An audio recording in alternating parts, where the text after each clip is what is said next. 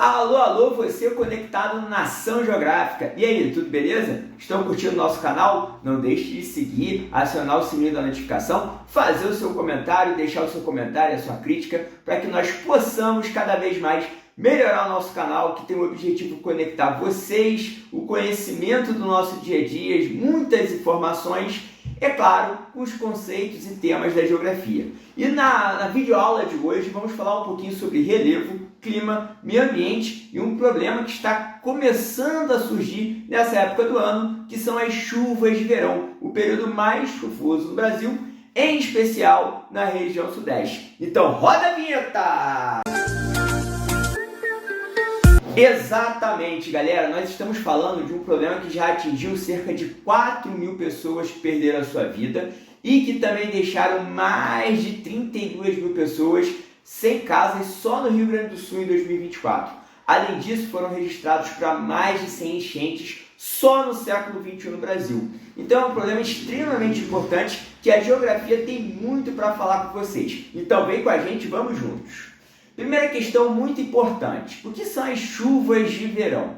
Basicamente, galera, a gente está falando de um tipo de chuva que ela é conhecida tecnicamente como chuvas convectivas. O que acontece é o seguinte, há um aquecimento da atmosfera ao longo do dia, então basicamente a atmosfera se aquece, o ar acende, um ar quente e úmido devido à evaporação das águas, quando chega lá em cima as nuvens resfriam, causa a condensação e a precipitação. Consequentemente, você tem chuvas que têm como característica serem extremamente rápidas, porém elas são extremamente intensas. E aí há um grande problema, porque essas chuvas elas demonstram que a atmosfera está vivendo um momento de instabilidade e atinge em cheio grande parcela da população que pode estar vivendo numa área de vulnerabilidade. Por isso que é muito comum as chuvas de verão acontecerem normalmente ali no período do final da tarde, quando as pessoas estão na rua, estão na praia se divertindo. Óbvio, período de verão, muitas pessoas estão de férias, então acaba entrando no nosso cotidiano. Mas aí eu queria trazer para vocês, vendo aí as imagens, como que funciona o esqueminha aí das chuvas convectivas, quais são os fatores que estão relacionados a isso. Pessoal, no Brasil, a gente tem tido muitos problemas relacionados às enchentes e inundações durante o período das chuvas de verão. Mas que nesse processo nós ainda temos outros problemas relacionados à dinâmica da atmosfera. Uma delas é a potencialização dessas chuvas de verão se estiver entrando na região uma frente fria que traga uma massa de ar úmida que também provoque chuvas na região. Então, por exemplo, a região sudeste do Brasil ela é marcada por uma presença muito grande de relevos de formas planáuticas, morros e encostas. Quando você tem as chuvas de verão e a entrada de frentes frias, você tem uma quantidade significativa de água no sistema atmosférico. Consequentemente, o que você vai ter nessas chuvas? Intensidade, rapidez e grande potencialidade dessas chuvas, que muitas das vezes o espaço geográfico, seja ele urbano ou até mesmo o espaço agrário, não consegue comportar a capacidade de infiltração dessas águas. Como consequência, a gente vê essas inúmeras tragédias. Mas calma, galera, vamos por partes, Não vamos aqui misturar o meio campo. Vamos falar um pouquinho sobre as causas. Primeira questão que eu quero falar para vocês. Erosão. Erosão é um processo de desgaste, remoção, transporte e deposição de sedimentos. Especificamente, quando a gente fala sobre o efeito das águas, a gente pode ter a erosão pluvial, a erosão marinha e a erosão fluvial. Vamos nos ater à chamada erosão pluvial, que é aquela causada pela água das chuvas. O prefixo pluv está relacionado às chuvas. O que acontece é o seguinte, quando você tem uma quantidade de chuva muito grande, você tem aí 3 fatores que precisam ser analisados. Primeiro, intensidade, a intensidade da chuva, a quantidade de chuva. Segundo, o poder de infiltração do solo, ou seja, como que essa água consegue ser absorvida pelo sistema, seja ele pelo escoamento das águas pluviais nos grandes centros urbanos, ou a capacidade do solo em reter essa água. E terceiro é a questão do tempo.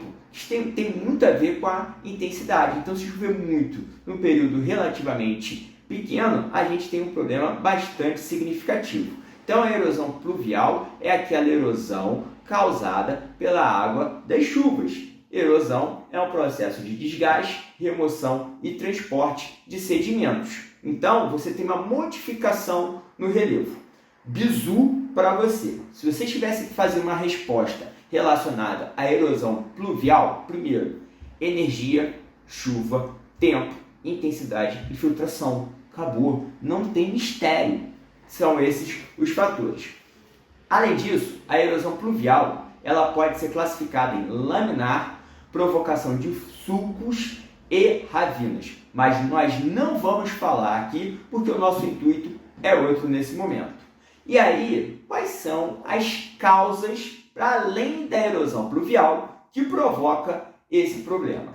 Primeiro, a gente tem que entender todo esse processo de desgaste. E entra um fator muito importante, que muitas das vezes é negligenciado. A ação humana. Por quê? A ação humana, ela modifica a natureza daquele espaço, seja um espaço que está passando por um processo de transformação econômica como um espaço agrário, retirada de vegetação, ou até mesmo o desenvolvimento urbano, ou seja, o crescimento urbano, o adensamento populacional em áreas urbanas. Então, tudo isso já coloca o primeiro componente para além da erosão pluvial, que é a ação humana. Segundo, é a questão dos solos. As características dos solos são importantes para a gente entender a capacidade de reter a água, a capacidade da água chegar até o solo e o subsolo, penetrar no solo e chegar ao subsolo, e também todas essas características para que a água possa escoar ou infiltrar conforme essas características. Não vou entrar em detalhes aqui nesse vídeo, porque são assuntos mais técnicos, vinculados aos geólogos, geógrafos, pedólogos e por aí vai. Mas basicamente você teria que analisar o tipo de rocha, a porosidade, a densidade do solo, o tipo de pH, o teor de matéria orgânica, enfim, são as condições e as características do solo,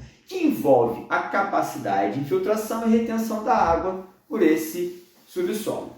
Segundo fator extremamente importante, a vegetação ela tem um papel fundamental para reter essa água, seja pela copa, seja pelo tronco das árvores, a penetração da água. Aí eu falo para vocês, em processos intensos de desenvolvimento urbano, modificação dos solos, modificação do espaço geográfico, retirada de vegetação, você está agravando esse problema, o que potencializa os efeitos da erosão pluvial. Então, o desmatamento, principalmente em áreas urbanas, ajuda, potencializa a essa tragédia a acontecer. Além disso, o perfil das encostas, que é um outro assunto bastante específico, que é a questão das encostas serem côncavas, convexas, retilíneas, enfim, o perfil das encostas também acontece isso. E voltando ao fator humano, aí a gente tem um problema grave, que é a questão do déficit habitacional, onde em muitas cidades o adensamento populacional, o crescimento urbano acabou levando uma população em situação de vulnerabilidade a ocupar essas encostas. Então, essas encostas elas se tornaram o quê? Espaços que foram sendo ocupados e, consequentemente, se tornando mais suscetíveis a essas questões, seja pelos fatores de ordem natural, ou seja pela ação humana, mudando a natureza daquele espaço. Então, aqui nós já temos aqui as várias causas. A erosão, como um processo relacionado às chuvas intensas pelo seu tempo, pela sua capacidade de infiltração, que aí entra o segundo fator, o solo, entra a questão do tipo de encosta, entra o fator retirada de vegetação e entra o fator da ocupação desordenada. Notadamente, as encostas no Brasil elas são ocupadas por uma população com um perfil socioeconômico mais vulnerável, população que muitas das vezes, por não ter condições econômicas de ocuparem áreas mais seguras do ponto de vista geológico, acabam ocupando as encostas e, consequentemente, elas estão mais suscetíveis a sofrerem as consequências. As imagens, por si só, que vocês estão vendo, acabam levando a isso. Quais são as consequências da chuva de verão, que a gente vê várias tragédias acontecerem, como eu falei com vocês, já foram para mais de 100 só nesse século XXI aqui no Brasil. A gente tem o quê? As tempestades severas, as inundações das ruas, nós temos o problema mais grave, que são os movimentos de massa, que são o escorregamento de terra, que a gente conhece como os deslizamentos, que acabam trazendo a rocha, que acaba trazendo o solo, né, que a gente vê ali no fluxo de lama, a gente vê todo aquele material descendo morro abaixo. Aí entra um outro problema. Se está descendo morro abaixo, ele vai vir limpando tudo que tiver. Então, as construções que estão ali, as pessoas que têm ali a sua vida em sociedade, acabam sendo prejudicados. Além disso, quando você pensa na parte de baixo, né, os rios, eles acabam também, né, se tornando lugares onde vão receber aquela carga, não só de água, mas de material, provocando o seu assoreamento, e aí a tragédia, podemos dizer assim, ela está infelizmente completa, porque as enchentes acabam provocando as inundações por completo. A tragédia já está toda formada. E aí entra a situação mais grave, as perdas humanas. As perdas humanas em decorrência dessas tragédias. Essa situação de vulnerabilidade social, ela acaba provocando também centenas, dezenas, milhares de pessoas em situação de desabrigo, né? Pessoas desabrigadas, desalojadas, o que acaba levando para um fator social e para outros fatores relacionados à dignidade e à cidadania, porque, como eu falei com vocês agora há pouco, a população economicamente mais vulnerável é aquela que tem a maior propensão de sofrerem essas consequências. Além disso, você registra ali as perdas econômicas, materiais, de imóveis e imóveis e toda a vida e toda a dignidade, enfim, das pessoas.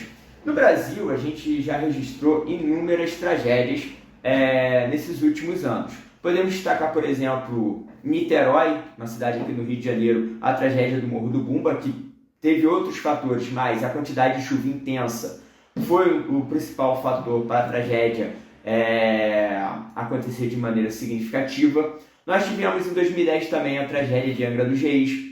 2011 é a maior tragédia do Brasil, com mais de 1.000 mortos e desaparecidos, a tragédia na região serrana do Rio, que acabou acontecendo em várias cidades, como Petrópolis, Teresópolis, Nova Friburgo, Sumidouro, São José do Vale do Rio Preto, Macuco, Bom Jardim, toda essa região serrana do Rio de Janeiro.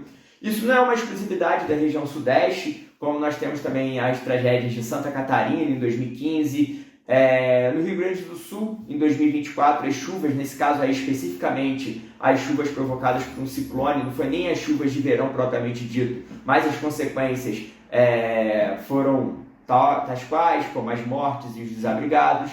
Em 2022, a cidade de Petrópolis, devido à instabilidade atmosférica, né, as chuvas de verão potencializadas pela entrada de frente fria e o seu relevo em formato de serra, acabou proporcionando a maior tragédia da cidade, com cenas bem trágicas. Um ônibus que ficou boiando no Rio, as pessoas que estavam dentro daquele ônibus, infelizmente, vieram a falecer. Tivemos também em São Paulo, enfim. Inúmeras tragédias foram trazidas e foram acometidas no Brasil nesses últimos anos. E aí, a gente tem que pensar o seguinte: se você vai fazer um vestibular, vai fazer uma prova, você basicamente tem que pensar o que é, causas, consequências, mas também precisa apontar soluções. Quais são as soluções, e vou falar de uma maneira genérica, para a gente poder tentar minimizar, mitigar ou pelo menos prever essas tragédias do ponto de vista socioambiental. Primeiro, que o planejamento urbano nessas cidades sejam colocados em prática, que tenha um viés técnico que possa ajudar a população do ponto de vista da engenharia, né, do ponto de vista técnico e também social, não ser só tecnicista, mas tentar compreender todo esse contexto que a população passa. Segundo, fazer obras emergenciais em encostas que estão numa situação vulnerável, as chamadas obras de contenção. Existem vários tipos de contenção que podem ser feitas, e aí os técnicos, engenheiros podem analisar e ver qual seria o tipo de contenção mais viável que pode ser feito. Além disso, ações preventivas junto aos moradores. Em várias cidades, as áreas de risco, né, as áreas de encosta, são colocadas sirenes. Então, quando a chuva está muito intensa, a Defesa Civil aciona as sirenes e a população é recomendada a se retirar e procurar abrigo normalmente nas escolas ou nas unidades de atendimento à população que são indicadas. A população acaba já sendo treinada para poder lidar com essa situação.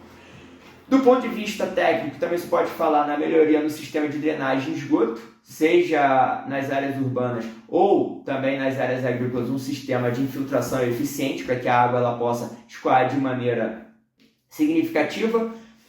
Do ponto de vista mais amplo, a gente pode pensar numa política de promoção social e econômica, principalmente que atenda essa população mais vulnerável, a população que está em risco, e também, claro, sem dúvida alguma, a gente pensar num amplo projeto de política de habitação. Então, esses são os pontos essenciais para que nós possamos pensar em soluções para que as tragédias elas não aconteçam. E aí, galera, fechando a nossa aula de hoje, eu queria saber de vocês. Gostaram desse vídeo? Trouxe informações relevantes para vocês? Então, mais uma vez, eu peço para que você se inscreva no nosso canal, deixe o seu like, acione o sininho da notificação e curta o nosso canal. Valeu, galera? Um abraço para nossa nação geográfica. Um abraço, fui que fui, até a próxima.